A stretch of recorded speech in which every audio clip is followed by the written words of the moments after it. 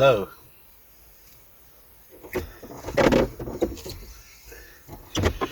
Hope you're well and welcome to today's video. Yes, it's overcast, 17 degrees apparently, so fairly warm, cloudy. It was sunny earlier, but then again it always is in the morning. Right, so just been to the library as you saw, and last time I spoke was in this very car park, but back there. So I didn't intend for this to be this superstar today. It's just it's the next one on the list.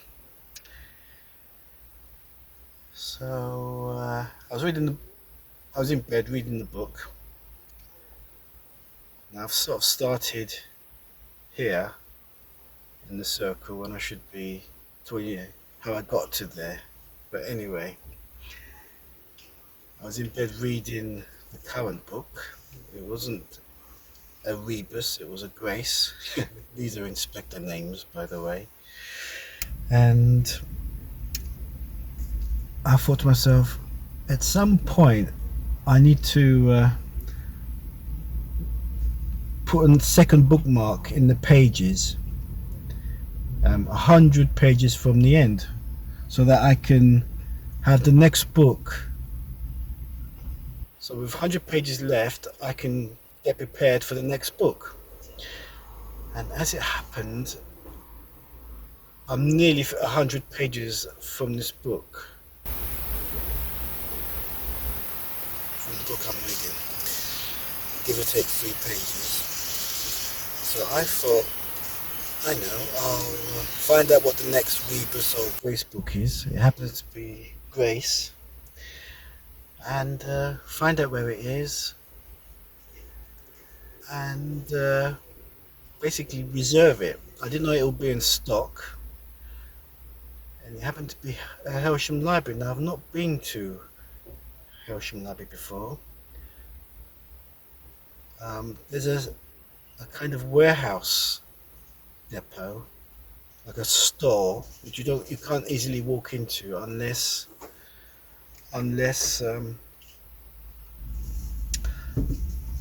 you're a school or an institution. It's a special type of library. As I say, it was part of an industrial estate, and I did drive there once, and there is a video way back. And so yeah, but Hailsham Library, which is for people, normal people, I hadn't been to before, and I thought, oh, it'd be really good day out. So actually, what I'm doing, I'm sorry, I'm not being rude. I'm just trying to find my prompt for today's script. I just hope this phone refreshed in time. Let's see, it's quite a big one this week. Oh no, this is bad news. I think this is bad news. Or is it? I think it's... I'll have to wing it. Anyway, I'm going to fast forward through this because the last video was nearly an hour long, and the talky bit was over half an hour. So let's just jump straight in. Right, so matters arising, matters arising from the last meeting, or the last conflab, was regarding the Zorin OS 16 core operating system. It's just a minor thing, really. When I was choosing a Linux distro, I went straight into Zorin OS 16 core, but I had issues with that. I don't know if it was Wi-Fi or restarting. I think it was Linux. Linux means I couldn't restart.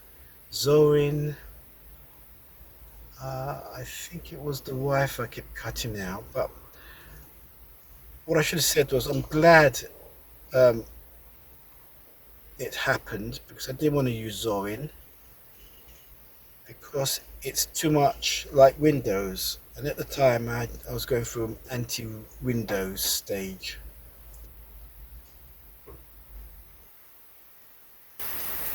That was it. I don't know why I mentioned that. I thought necessary to bring that up.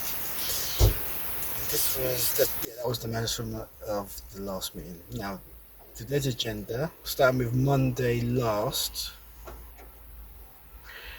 I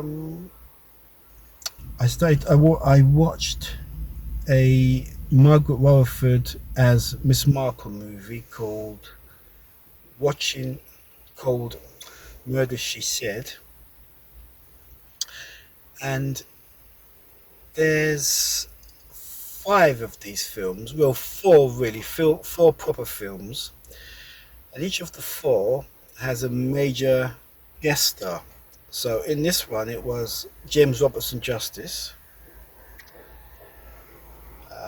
The other films are Murder at the Gallop with Robert Morley, which I've already seen. Murder Most Foul with Ron Moody, which I've also seen. Murder Ahoy, I've also seen. This was with Lionel Jeffries. So the only one I hadn't seen was this one, Murder She Said. So that's completed the quadrilogy, if that's a word. Now this 5th one was a funny film because it was like one of these swinging 60s films. It was because these Rutherford Marple films are early 60s, but this one was sort of mid 60s, sort of tapping into the swinging 60s time. So it was colour and fashion and all that. I haven't seen this one, and it's called, by the way, The Alphabet Murders. So it's really, I think it was Tony Randall in it, playing Hercule Poirot, and she just has a cameo. That's all it is. But it'd be good to catch it. So yes, I had an interesting day on Monday watching Agatha, watching MacArthur as Miss Marple. That was the highlight. So jumping straight into Tuesday, I heard about this film called Appointment with Crime, and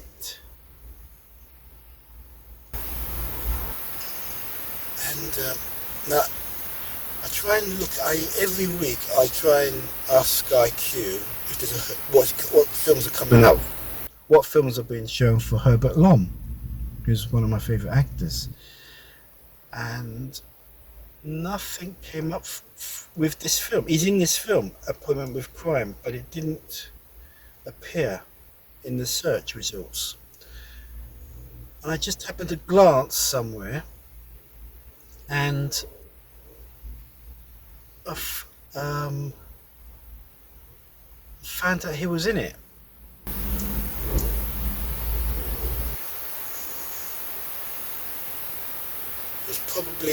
It was on the Talking Pictures TV channel, and I must have turned it on, and he was on it, and I was wondering what film it was, and then when I found out what film it was, I wondered why I didn't record it. So I was been looking out for this film every week, separately, as well as when I do a search for Herbert Lom, I also do a search for this film. So it came on, and I recorded it. Probably, I think I'm up to June at the moment, so it must have been back in June when I recorded it. And on Tuesday last, I watched the keyboards come up. I watched that film. The star of it was William Hartnell, who was the first Doctor Who, and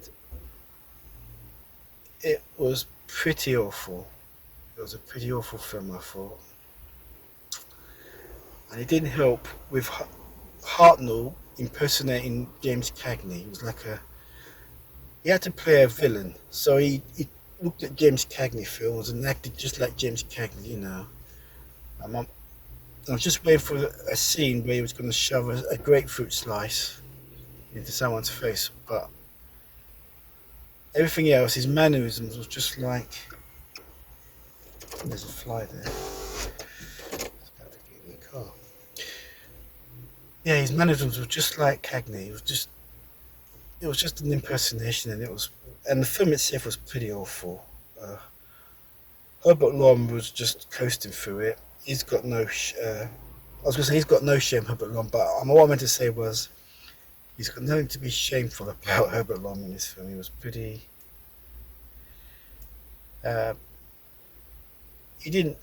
was just, let's say, coasted through, and he didn't overact, underact.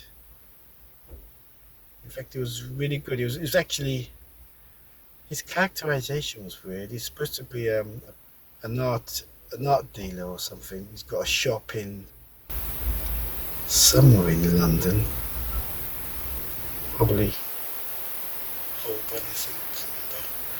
So he's rich, basically lives in a mansion, and he smokes a cigarette with a cigarette holder. It was a very long cigarette holder, so I don't know if he was having fun with the part there, knowing how bad the script was.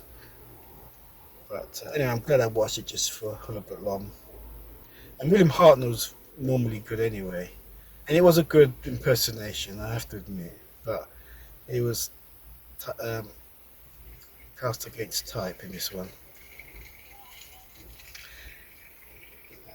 It was made in 1946, so this was 17 years before Doctor Who.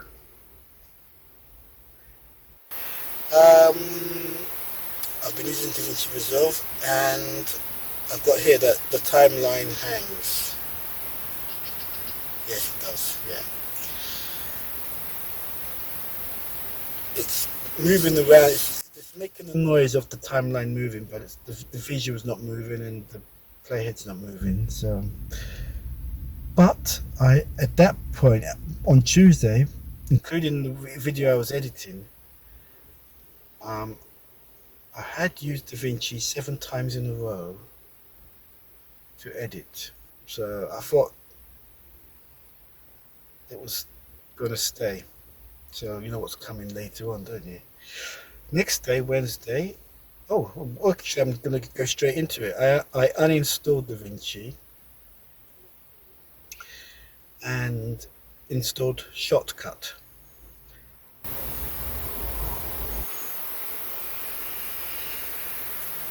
Doing the next segment was a nightmare with heights. Oh, not the next, the text. Right. So,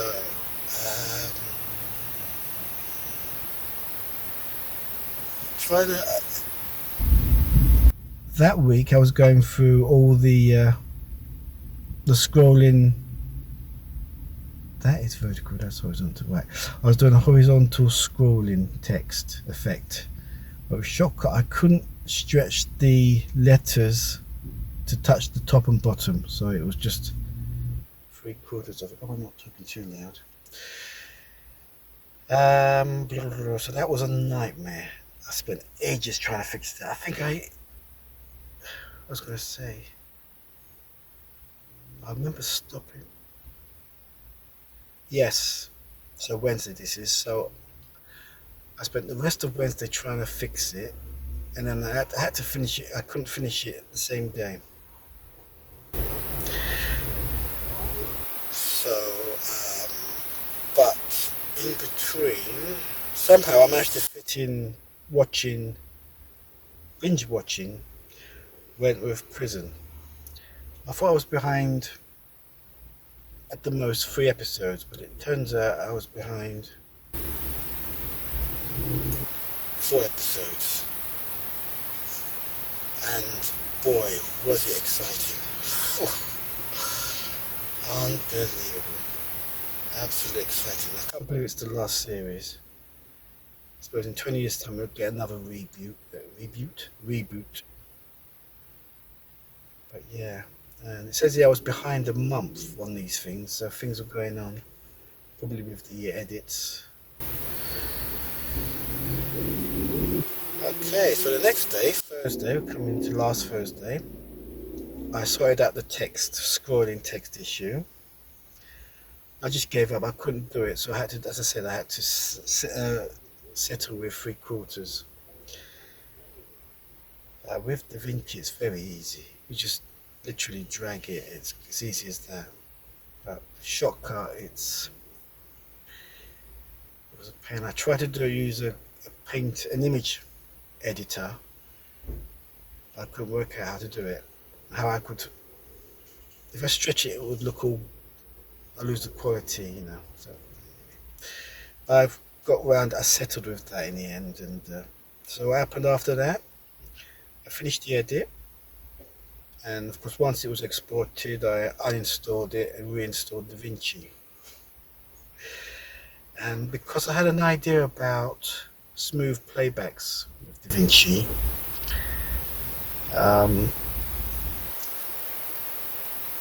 basically the resolution of 960 by 540 is a good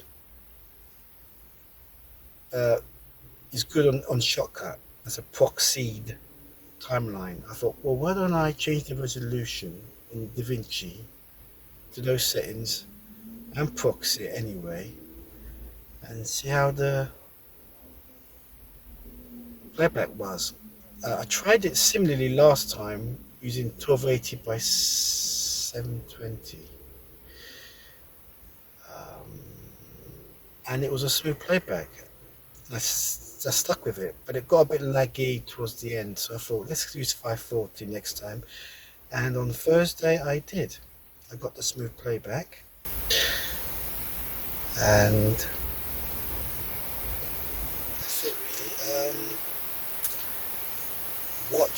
I also watched a Humphrey Bogart film which I've been waiting ages to watch, a bit like Desperate Hours, and it's called We're No Angels. This was made about 1955, I think, and it was remade in '89 with Sean Penn and Robert De Niro, which was, well, enough said on that really. But this version, the original, was about 3 crooks, not 2, as in the remake. And the 3 was Humphrey Bogart, Aldo Ray, which I've come across the name before, but I didn't know who he was. So it's good to watch him properly in something. And the third one was Peter Ustinov. So it was an absolute pleasure to watch it. It was a very light-hearted comedy, you know. I mean, they talked about their crimes, they talk about murder and things like that, as if it's, you know, what they do, and they're not ashamed about it. Because they're on Devil's Island somewhere in the Pacific or Atlantic. I don't know where it is. I think Papillon was based in the prison in Papillon. Steve McQueen's character was sent to Devil's Island, and so I watched that, and it was a really good film, very good film. Well, enjoyable. It was very light-hearted comedy, and Ustinov was a hoot. Bogart was very laid back, you know, he was having a good time with it. It wasn't one of these hard roles for him, you know. He didn't have to play a hard guy or always miserable and serious. But in here, it was the opposite. It was happy-go-lucky. It was a good, fun film to watch. So I saw that, and oh yes, looks like I was watching some more Wentworth today. Not this day, but on Thursday. So although I caught up with it, it took over 2 days to catch up with it.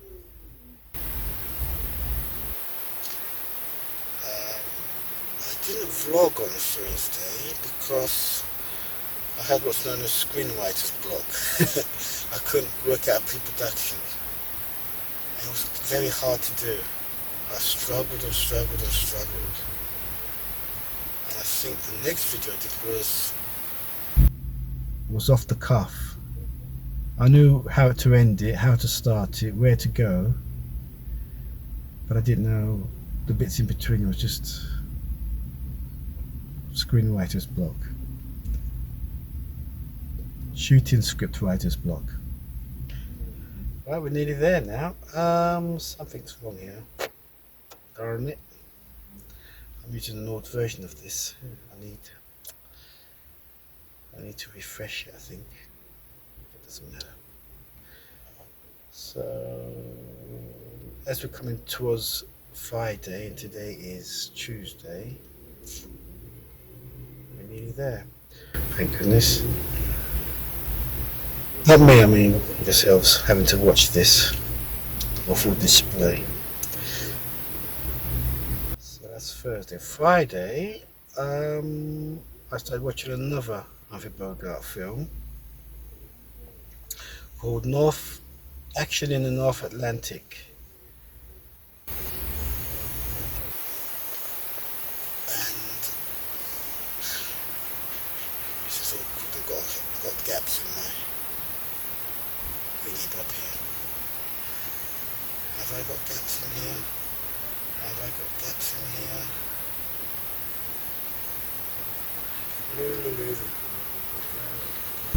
Oh, this is wrong.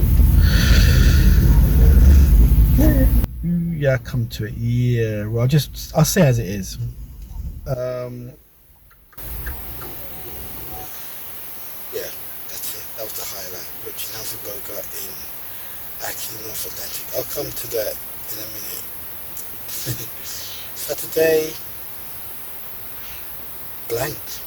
I've got nothing down for Saturday. Look at that. Nothing down for Saturday. Am I being watched?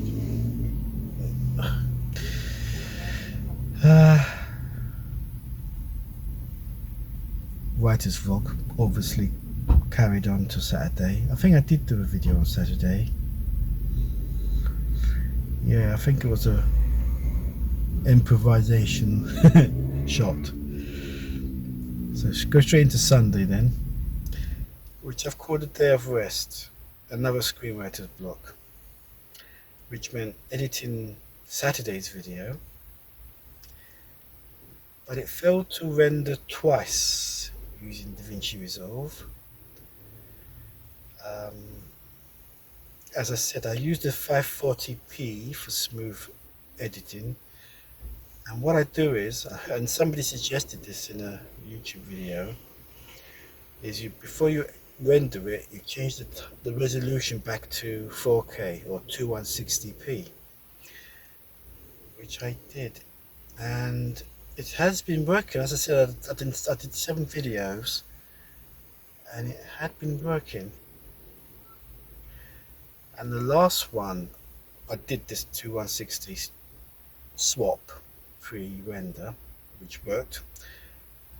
Saturday's video was 7 minutes longer, and it couldn't render.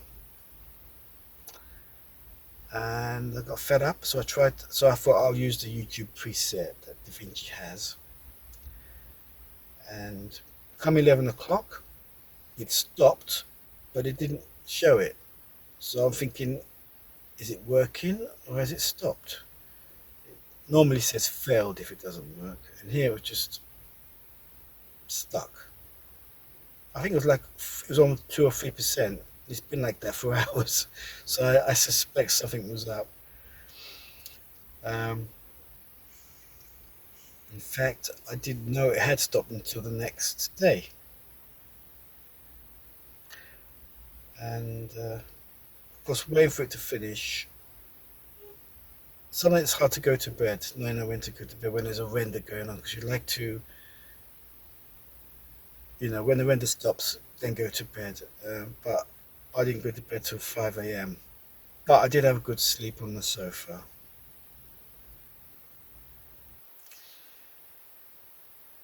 I couldn't sleep, so I was playing new escape games on the phone, because now they've stopped doing Flash to create games. They're using HTML, and that means you can play HTML on phone on your mobiles. So I did that, and I think there was two. I was behind on two.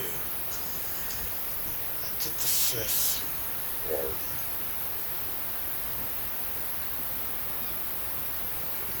Two or three. Anyway, I think the first one was okay. The second one, I couldn't resolve it. And all that with these room escape games is you have to find keys or solve puzzles to open drawers to get a key or something that will eventually lead to a key that gets you out of the room. And it's a collection of 8 items or 8 tiles. There are always 8 tiles, because once you've got 8 tiles, you place them onto a painting which has 8 tiles missing, and then it becomes a slide puzzle. Not a slide puzzle, but you then have a grid, and each square needs to be rotated, and then once you've rotated all of them so you've got a picture, it brings out the key and you leave. And I couldn't find the 8th one. I couldn't find it, and it had me beat. So I had to well, that was Sunday night, Monday morning. So come Monday then, 5 a.m. Not so much the render on my mind, it says here, but the 8th puzzle. And yeah, I did try every permutation in terms, it was a color thing. I had to sort out 4 colors. I just couldn't figure it out. I mean, there was obstacles, there was a couple of obstacles with these very 4 colors, going from bottom to top, from left to right, and I tried them left and right, up and down, 4 ways, maybe more, and I even thought, you know, I'll restart the game, maybe there's a glitch, a bug or something. So I restarted the game. I found the 7 clues, puzzles. I resolved them really quickly. The 8th one, I just couldn't do it. And because I was playing it on my mobile, I was pixel hunting, and that means basically tapping every space on the screen to see if something will turn up. But I wasn't really lucky. So what I had to do is go through a walkthrough on YouTube, and I learned how to do it. I found out the puzzle in question, and I wasn't surprised, because I've tried that very sequence. It was just 4 colors, and I tried those very 4 colors. So what I did was I paused it and I thought I'd try again. Maybe I did everything but this obvious sequence, but it still didn't work. So I played the video 1, and then I realised that that colour wasn't the same as that colour. In the video they chose, say, red instead of the pink, and that was the problem.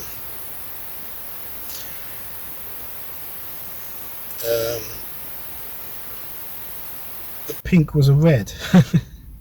And in the comments of the video, 2 people had said the same thing. That was not a pink, that's a red.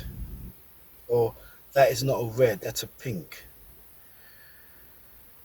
Oh dear.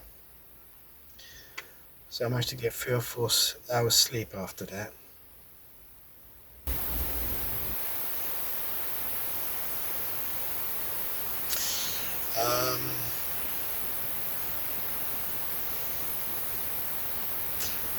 So the 4th attempt at a render had failed, so I went back to basics. Instead of changing the timeline to 2160 before the render, I decided to dial it down. And then when it comes to the render, let me see here. So this time I used 270. Doesn't matter, as long as it's lower. It says here, yeah, which is less than or equal to the default. Doesn't matter. The default is 1080. Anything higher, as I've been experiencing, is a problem. So in this case, I thought anything less than default, 270. Why not?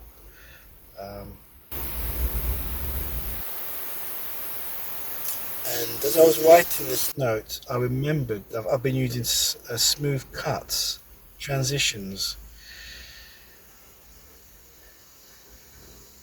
and I remember whenever it crashed, the playhead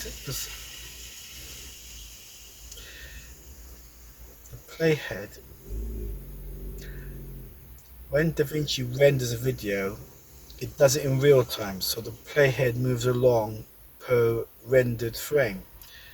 So when the render fails, the playhead stopped, always after a smooth cut transition. Sorry, I got timed out. It's just like in Chinatown when Jack Nicholson's character put a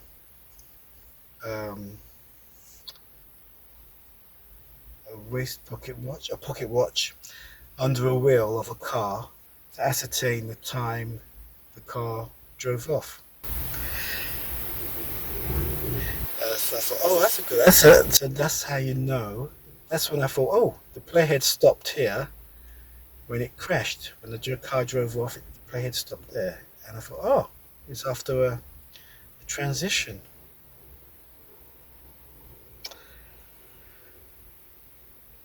So, bearing in mind, the timeline was a 260p time, a 4K timeline rendering along. It's no surprising really that it crashed. So, having dialed down the timeline before the render, that failed, and to me that was the last time. So that's why there's not been any videos for a few days. It's because of that. So, and earlier I said, I think I mentioned that I was using DaVinci for. Oh, then I went. Oh yeah, it was happening pretty soon, didn't it? So what happened then was, as I say, it was the last. It failed for the last time, but it did produce a 5-minute file, so that was nice. And when I looked at it, it was very low quality. So I know now that if you use a timeline that's less than 4K, which is fine for editing, and then when it comes to the edit, you don't change the timeline, you change the resolution as part of the render back up to 4K. You're actually stretching the quality, and boy, could I see that was pretty quality less. So DaVinci was uninstalled, and replaced by not Shotcut but Kdenlive. Right, that Bogart film, Action in the North Atlantic, I got bored with it. Not bored, but fed up. It was made in 1943, obviously during the war. It was about the Navy, but I think it was a bit political, I think. I think it was a rallying cry. And I thought, well, fair enough. We're not in 1943 now. So I don't think. And Bogart was in it. Well, I didn't watch the whole film. I gave up on it. It was there was one scene where um, there was a everyone was picking on this one guy because he had different views about the war or whatever. And I thought, I know where this is going. Okay, but I lost patience with it. So now this was Monday, I believe. No, I think it's Tuesday. Yeah, Tuesday. Oh, today's Tuesday, so it's Monday. So we're up to date. There's a fly in here.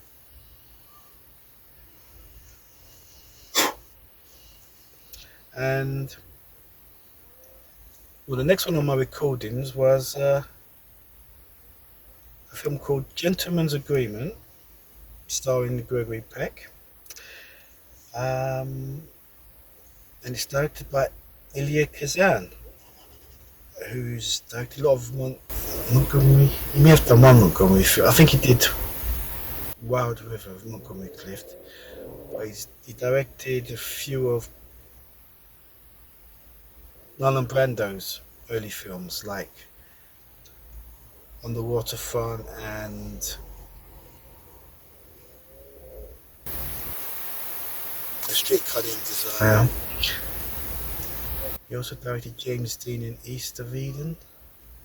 So he's a method. These actors are method actors, and apart from Gregory Peck, but I'll come to that in a minute. Brando, Clift, and Dean are method actors. He's a method director. They all come from the method.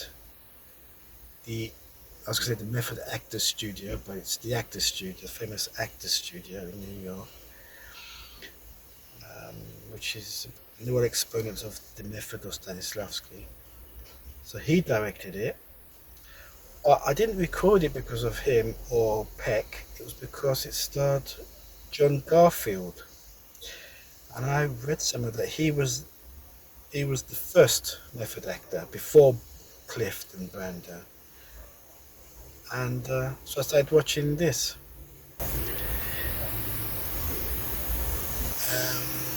I haven't finished watching it because I was waiting for. Did I shoot video? Yeah, I shot a video on yesterday. So I was waiting for that to transfer. I was waiting for the export to finish of the video, which kept failing. Once that exported, and then I had to transfer it and proxy it. So while I'm waiting, I'm watching all these films.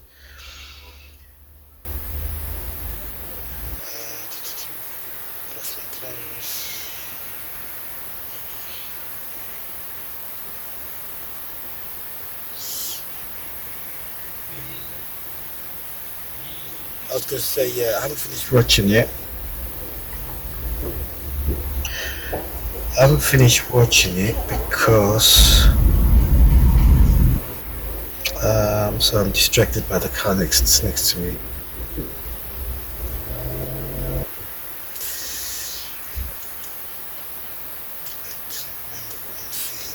But they were in front of me. What word blindness. Let's go timeout. Right, let's get to the chase.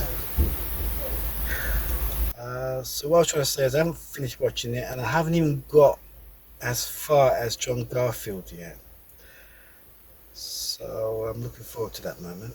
Let's see, because I think his most famous film was Postman Always Rings Twice, which was remade with Jack Nicholson in the part. And it says here also, when I was making a note of this, Caden Life crashed during the proxies. It was ringing bells actually. I remember there was a bug with Kdenlive a couple of years ago. Um, Depending on how you brought the footage, the media, the clips into the software. Um, so for a while, I've been dragging the files from the Windows File Explorer into the software, which was a success. But lately, I've been importing it from the software, and this is what happened. Maybe it's a coincidence. I think it is. But luckily, proxies. When you create a proxy for each of the files, come on, an empty car park. These proxied files, these smaller files, they're automatically saved. So, so when I open up the application again and run the proxies, it's just a case of picking up where I left off. And this was yesterday. I'm sure there's more to this, but it's on the other device. I need Wi-Fi to update my Google Keep. It's not synced. Well, that's enough, I think, for today. I've beat the record, 41 minutes talking. I think that's enough, really. I mean, so I started editing yesterday. Probably, yeah. Oh my gosh, yes. I started editing yesterday, Monday. So I haven't seen Only Connect. I haven't seen University Challenge. And I noticed that on the second clip, I didn't have a smooth edit. So that second clip must have didn't proxy. So I scrubbed for all the other clips and found another one. Two in total didn't proxy properly, so I had to find out which two proxy files are at fault in some proxy folder.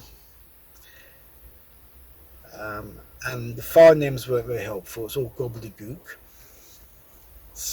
But I could look at the properties of each folder, each media file, and each proxied media file, and it will tell me the duration. So although it's a smaller file, the duration doesn't change. So I found the two durations that match the two media clips, renamed them, reproxied them, and then carried on with the edit. After that, it was smooth. Those two were smooth. So I finished the edit. It was a nice smooth edit as well. Played it back, kicked off the export, and it said it was going to do, I think, 3 or 4 hours. But the thing is, when you get to the last bit, it doesn't tell you anymore what the ETA is after that. So you're waiting, thinking, okay, it's going to be another hour, or 2, or 3, or 4, or double.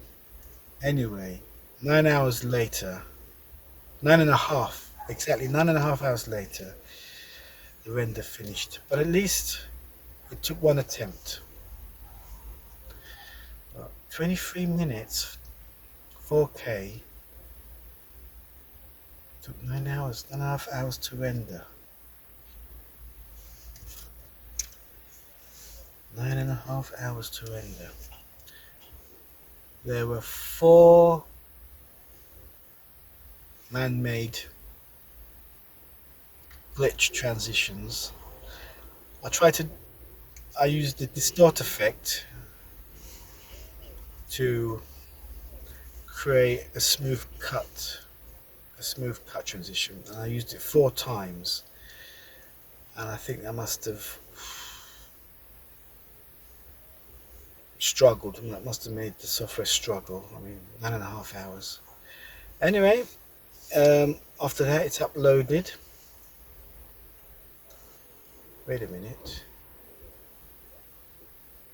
It's uploaded. Oh, this wasn't yesterday's video, by the way. This was the video at fault. Oh, yeah, because I gave up on it and started used to getting live. Yeah, so that one finally, yeah, first attempt. So after 9.5 hours, sounds like a Mickey Rourke film, doesn't it? 9.5 hours. I uploaded it, scheduled it. Should go live today at 6 p.m. I've no idea what time it is now, but I'm in danger of getting my collar filled, which is sitting here. And it's boiling. It's 17 degrees. I've only got a bit of window open there. I was digressing. I should never digress because I forget what I was talking about, and I have forgotten what I was talking about.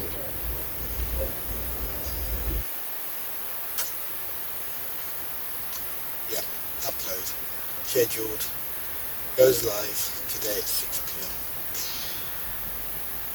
So after that, I transferred yesterday's footage and proxied it. And while that was happening, I was in bed reading. Remember I said about the circle at the beginning? I started here. Well, whilst it was proxying and transferring yesterday's media, I was reading the Grace book. A couple of hours of that.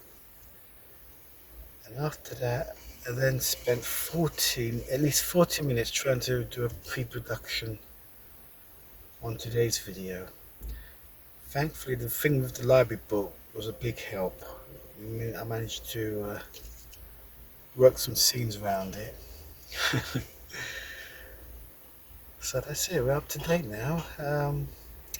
Thank you for staying this far. I don't blame you for scrubbing to a non-picture of me, the next scene. That's fine, that's perfectly fine.